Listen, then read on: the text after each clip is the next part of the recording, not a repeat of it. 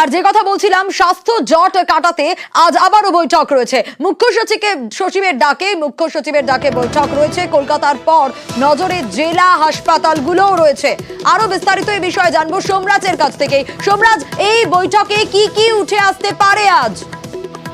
দেখো, আজকের এই বৈঠক যথেষ্ট গুরুত্বপূর্ণ হয়ে গেল। তার কারণ আজকের বৈঠকে স্বাস্থ্য সচিব সহ স্বাস্থ্য দপ্তরের আধিকারিকরা থাকবেন। বিভিন্ন জেলার মেডিকেল কলেজ ও হাসপাতালের সুপাররা ভার্চুয়ালি উপস্থিত থাকবেন। মূলত এখনো পর্যন্ত বিভিন্ন জেলার যে মেডিকেল কলেজ ও হাসপাতালগুলি রয়েছে সেখানে সিসিটিভি কতগুলি ইনস্টলেশন হলো, কতগুলি ওয়াশরুম তৈরি করা গেল, কতগুলি রেস্টরুম তৈরি করা গেল এবং কতগুলি অতিরিক্ত আলো লাগানো গেল, এই চারটি বিষয় নিয়ে পর্যালোচনা হবে। গতকালই কলকাতার হাসপাতালগুলি নিয়ে পর্যালোচনা হয়েছিল। আজ বিভিন্ন জেলার হাসপাতাল ধরে এই পর্যালোচনা করবেন রাজ্যের মুখ্য সচিব মনোজ পান্ত। এবং তোমাকে এই মুহূর্তে যে খবরটা জানিয়ে রাখতে চাইবো, রাজ্যের স্বাস্থ্য সচিব নারায়ণ স্বরূপ নিগমকে ইতিমধ্যেই রাজ্যের মুখ্য সচিব ডেকেছেন বলেই সূত্র জানা যাচ্ছে। বৈঠকের আগেই তাকে ডেকে পাঠানো হয়েছে।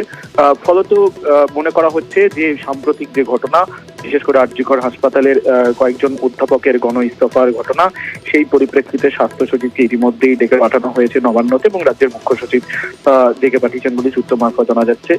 ফলত সব মিলিয়ে আজকে যে দুপুর 3টা থেকে বৈঠক হবে, সেই বৈঠক যথেষ্টই গুরুত্বপূর্ণ হতে চলেছে। অন্তত সাম্প্রতিক একবার জানতে চাইবো তোমার কাছ থেকে আরো একবার, যে এই গণ ইস্তফা নিয়ে আজ নবান্নে কাকে কাকে ডাকা হয়েছে? দেখো, মূলত গণ ইস্তফা নাকি অন্য কোনো ইস্যু সেটা এখনো পর্যন্ত স্পষ্ট করা হচ্ছে না। কিন্তু তুমি জানো দুপুর 3টা থেকে বৈঠক আছে নবান্নে এবং সেই বৈঠকে স্বাস্থ্য সচিবও উপস্থিত থাকবেন। তার আগেই স্বাস্থ্য সচিবকে আসতে বলা হয়েছে নবান্নে। ইতিমধ্যে রাজ্যের মুখ্য সচিব মনোজ পান্ত তিনিও নবান্নে পৌঁছে গিয়েছেন এবং স্বাস্থ্য সচিবকেও নবান্নে ডাকা হয়েছে। তো সাম্প্রতিক যে ঘটনা পরিস্থিতি মনে করা হচ্ছে তা নিয়ে আলোচনা হতে পারে। তবে দুপুর 3টের যে বৈঠক, অবশ্যই আজকের ঘটনার প্রেক্ষিতে সেই বৈঠক যথেষ্টই গুরুত্বপূর্ণ হয়ে গেল বলে মনে করা হচ্ছে।